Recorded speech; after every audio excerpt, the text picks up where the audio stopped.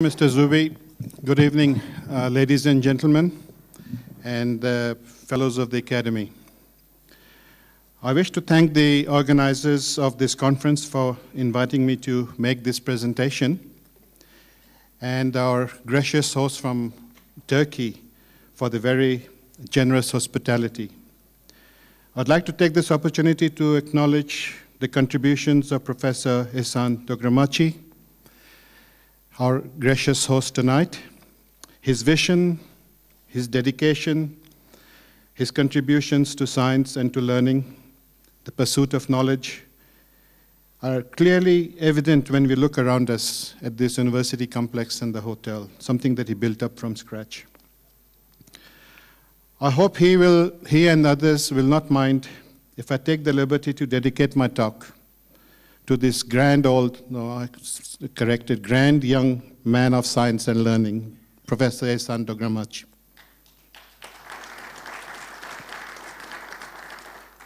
Personally, as a Bangladeshi, I'm very pleased to be here because our host country, Turkey, and my own country, Bangladesh, have been the recipients of the Nobel Prizes this year.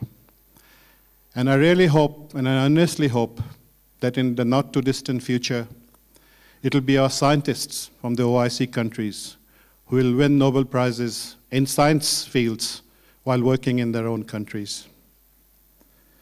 When I was first invited to give this pre-dinner talk, I was quite apprehensive because I'm a scientist and not used to giving these talks before and after dinner, but I've done a few after-dinner ones and I know some of the jokes.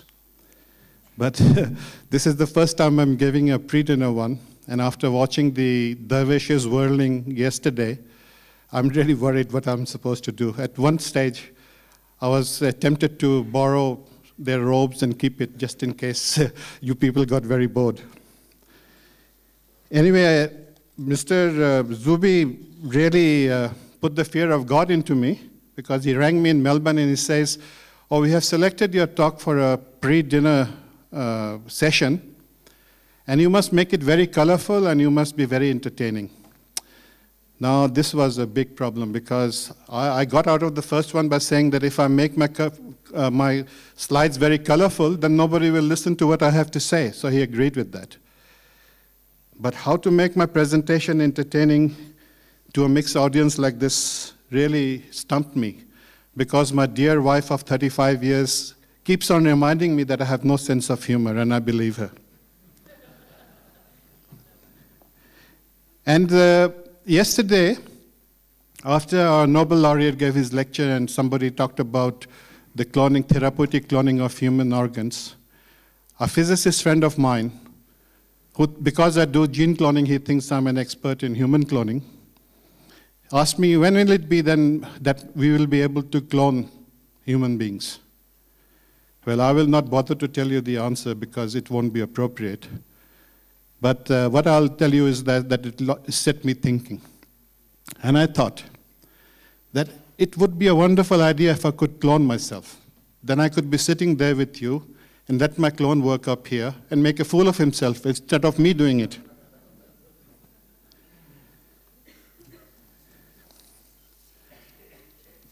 Anyway, this is the thing that I've been asked to talk about today, the establishment of a drug discovery and development program in the OIC.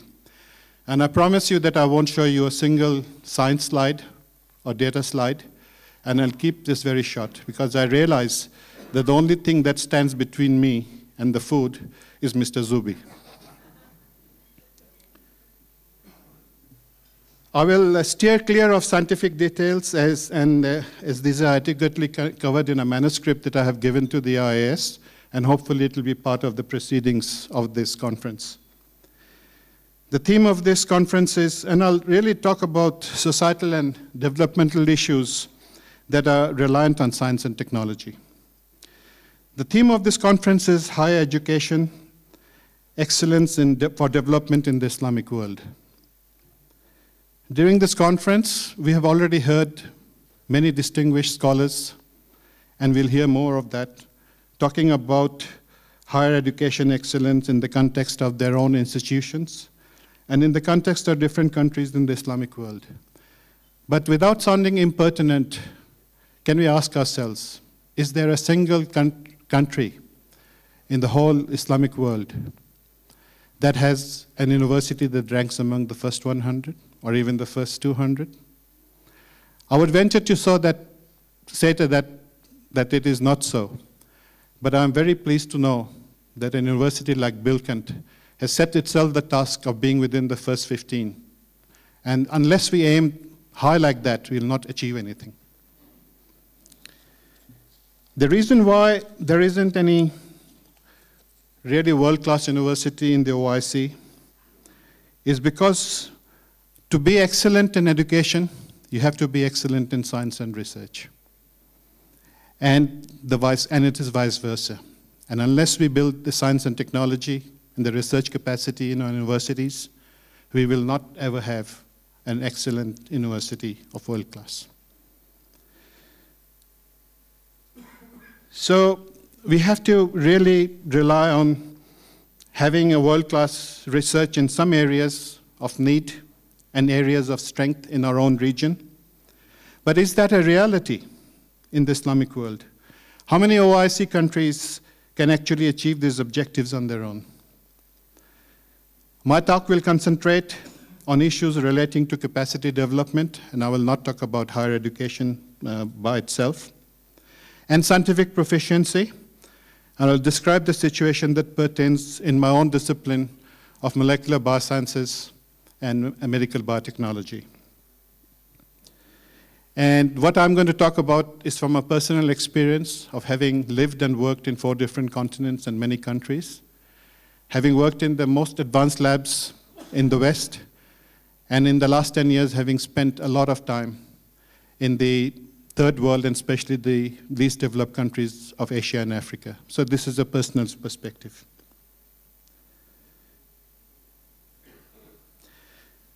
The scientific proficiency and economic development of the OIC countries, if you look at it, there are 2 regions of the world where there are the highest number of OIC members.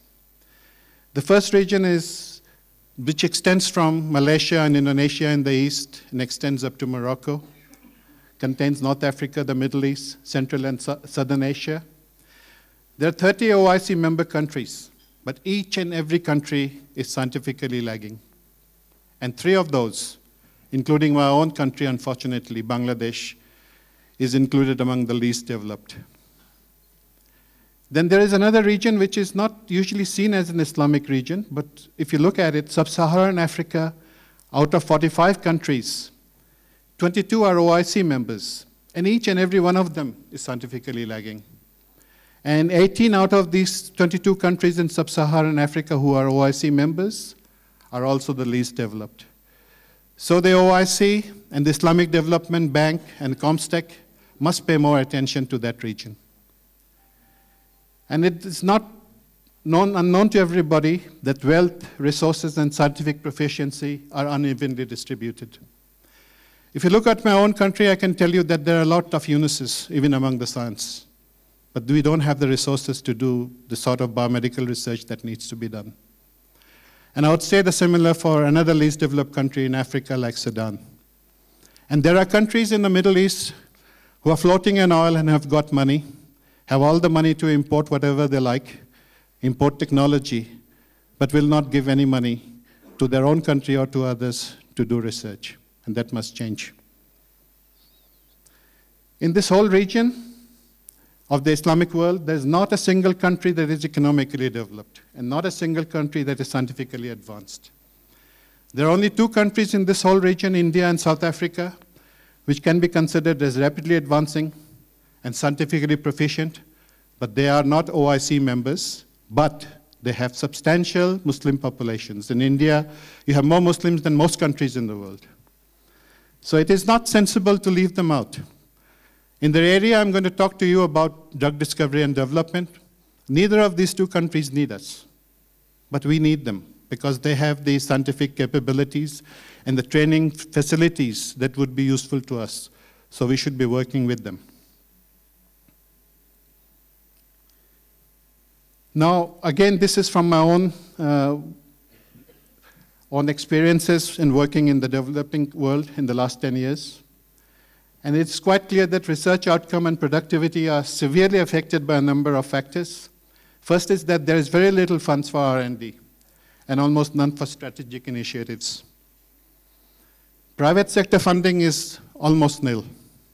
And I will say not almost, there is no private sector funding to say. The research environment and the infrastructure to carry out research are extremely poor. And the unavailability of cutting-edge technologies and major equipment makes it very difficult for our scientists to be internationally competitive. And there is a serious lack of regional coordination and cooperation for tackling common health problems, in spite of the fact that ComStack's ministers meet every year and make resolutions and say that they'll do this and do that, and nothing happens. So it is really up to the members of this academy to put pressures on our own ministers and our governments to do something about it. And one thing that people don't realize is that just putting a molecular biologist here and another one in another lab and think that you have become molecular biologist does not work. You have to have critical mass to do something. And there's no critical mass in the part of the world we live in. And there's also no full-time researchers. We rely on our graduate students to do all the work for us, our MSc and PhD students. And yet, we professors have no time to supervise them because we are overloaded with administrative duties, with clinical loads, academic loads, administrative loads, and we have to travel, we have to meet the government. And so they don't get proper supervision. And we need full-time researchers. The culture of postdoctoral fellowships and associateships is what runs the research engine in the West, and we have to adopt that. And as a consequence of all these things I'm talking about, there is a very debilitating brain drain. And in my view, the brain drains, from my experience, are because of these factors, and there must be others. I've noticed for many years that we send our postgraduate students for training in the US or Europe, and they work on areas which are of no relevance to problems in their own countries. The training grants and scholarships are rarely in areas of regional priority. Interventions, both in education and training, are mostly donor-driven and hardly ever need-driven. So there's always an external agenda. And when our young people come back to their countries, they find that the research atmosphere at home is not conducive for them to continue the wonderful work they were doing in the more advanced laboratories of the West, because they have been spoiled and they can't stay there, they leave. And of course, there's economic, physical, and political instability, and things need to be done about it. But in my experience, I found, when I was director of research at the University of Cape Town and professor of medical biotechnology, I made it a habit to go every year and talk to African PhDs, postdocs who are in America and Europe, and ask them, what is the reason, those who wanted to come back to Africa, what is the reason that you don't come back? Is it security? No. Is it money? No. The first reason they give you is the inability to do world-class research on regional problems while working in their own countries. And unless we create those conditions, we'll continue to have this brain drain forever. So should we accept the status quo? Or should we strive to get out of this rut that we find ourselves in? Now I'll talk a little bit about my own field and point out that biomedical research, modern biomedical research, which employs all the cutting-edge technologies in biology, chemistry, physics, and engineering, that together constitute what we call modern molecular biosciences, is the one area where the gap between the North and between the developing countries is the biggest. And instead of catching up or even keeping pace, this gap is widening at an exponential phase. And unless we do something quickly, the gap will be so big that it will never be breached. And yet, without internationally competitive biosciences research, we're never going to achieve food security and health equity that are the premium millennium goals. Many people, including most of our policymakers, feel that scientifically lagging countries such as ours have many more pressing problems and priorities to simply cope and survive. And internationally competitive biomedical research should remain the exclusive domain of the people who are in a position to do it best, namely those in the North and in the more technologically advanced countries in the developing world, such as India, China, or Brazil. But this is a defeatist attitude, and this defeatist attitude will ensure that the agenda for sustainability and growth will remain externally driven, and the scientifically lagging countries in the region will be reduced to permanent dependency and perhaps to permanent destitution. In addition, it is ironic that the biomedical research engine in the North, in Europe and in America, is largely driven by students from the developing world and many from the OIC countries.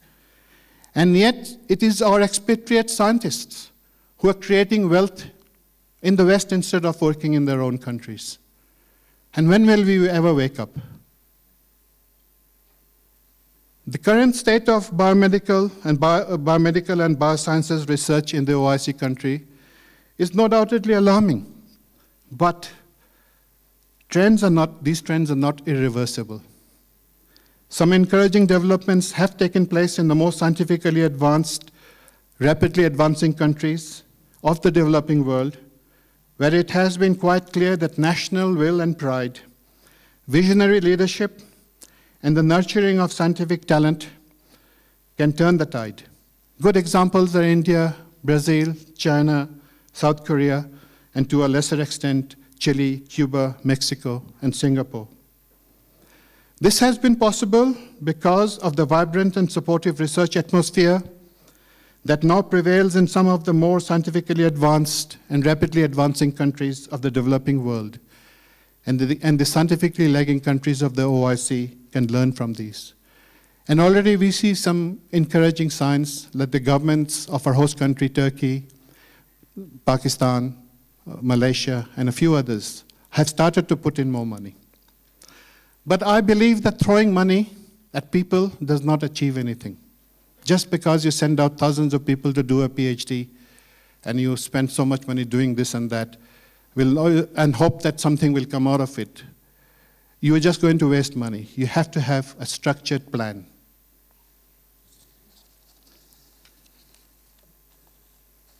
So I believe that the strategies for developing research capacity and scientific proficiency in the molecular biosciences is as follows. And I think this would be true for other disciplines.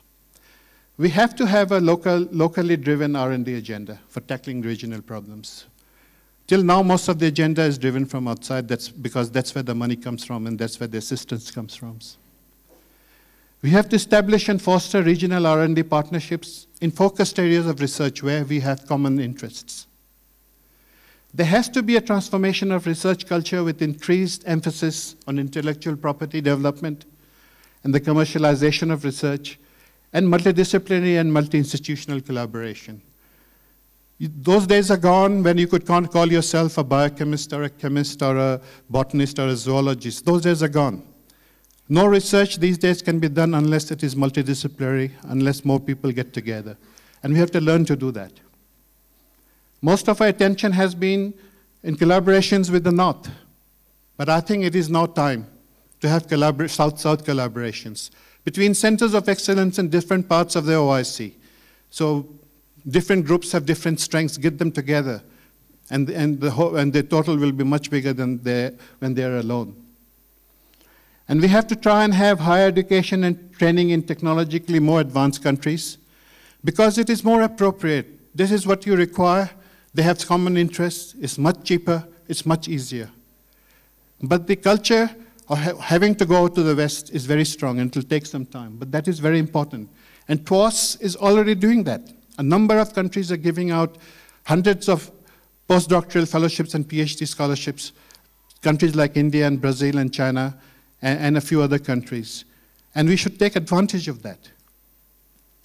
And there has to be strategic and long-term funding for basic and applied research. And it goes without saying that without a partnership with the local industries, we're just wasting our time.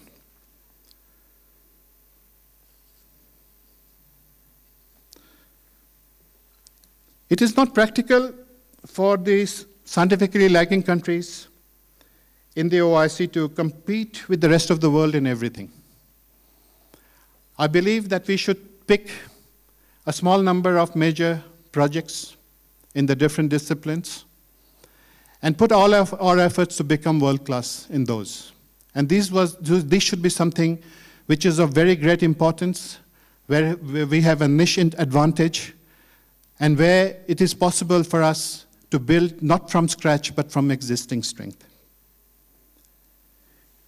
There must be regional focus only on a small number of priority areas where there is, as I said, existing strength and potential.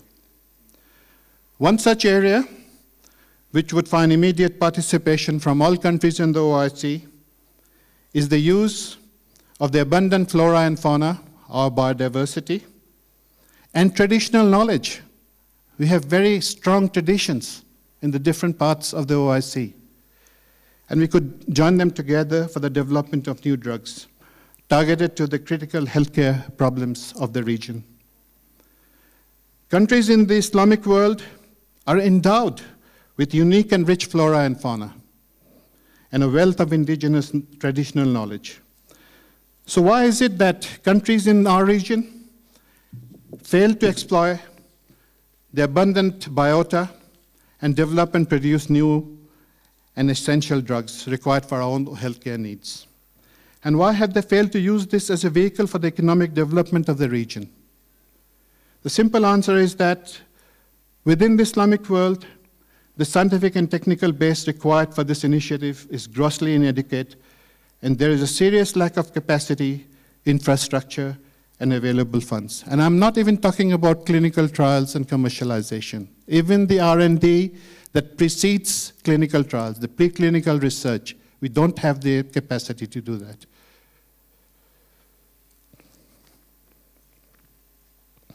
The development of modern drugs has to go through a number of processes, and I'm just stopping at the candidate selection. I'm not going to clinical trials or commercialization. The first is the target identification. At Bilkent University, they're extremely strong in cancer research. I'm sure they must have some molecular target, on the basis of which we could develop an assay. And there are lots of laboratories in the OIC who have libraries of natural products and libraries of chemical compounds. And if the two groups got together, they could identify a lead compound. And then you can use a series of optimization steps to make the lead compound into a candidate drug. It looks intricate, looks difficult, but there's huge potential here, because every step you can develop new intellectual property. And at every step, there's new scope for collaboration amongst ourselves.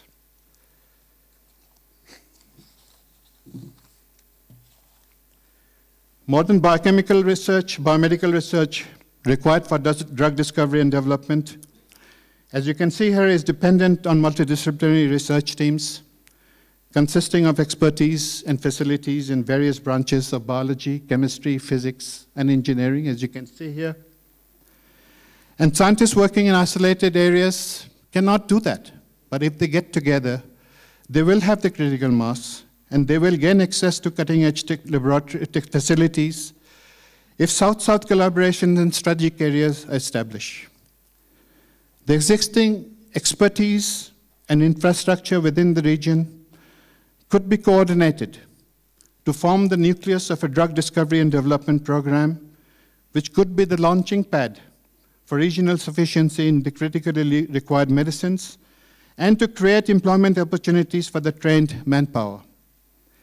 This is undoubtedly a very formidable task, and probably beyond the capacity of any single country in the OIC.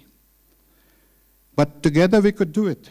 There is an obvious need, therefore, to develop working partnerships with the support of the OIC, COMSTEC, the African Union, the regional governments, the development banks like IDP and ADP, and science academies such as TWAS, our own academy, the Islamic World Academy of Sciences, and the African Academy of Sciences. The research and development strategies for raising funds, the implementation plans, and others are given in the document that I talked about, so I won't talk about it now. I will very briefly say that this project, if we go ahead with it, will be implemented in 2 stages. In the first stage, the immediate task would be to hold a workshop to find out what expertise and facilities are available throughout the OIC, to identify possible research partners at different steps of the drug development process, to initiate some collaborations, and to finally have the resources to prepare a major funding proposal, which we can then present to the international funding agencies. The World Bank, Rockefeller Foundation, and a number of other people have said to me that what we are looking for is a good proposal. And I think that with the support of the IDB and the support of the Academy and everybody, we can do it within 2 or 3 years. We can have such a proposal. And I have raised millions of dollars and set up a new institute in Africa, which is the biggest one. And I'm quite confident that we can do it. The second stage of this thing is if we could raise the money, because it is very expensive, then we would have the required capacity to carry out the drug development commercialization activities. I think the time for talking is over. I've had these talks on traditional medicines and drugs and this for the last 20 years. There's not a single drug on the market because people talk about it. It's very, what should I say, romantic area to talk about, just like our old civilization of Islam. But now is the time for action. By developing sensible regional priorities in areas of common interest, starting from a strong knowledge base, pooling existing natural resources, sharing multidisciplinary expertise and facilities, and taking advantage of the relatively low cost of labor, it is feasible to establish a research-based drug development program in our region that can be less time-consuming and much cheaper than similar operations carried out by the multinational pharmaceutical companies in the north. Besides the strong possibility of useful products, this initiative will also raise the science and technology base in our whole region and lead to much-needed research capacity development with beneficial knock-on effects for many other areas of science.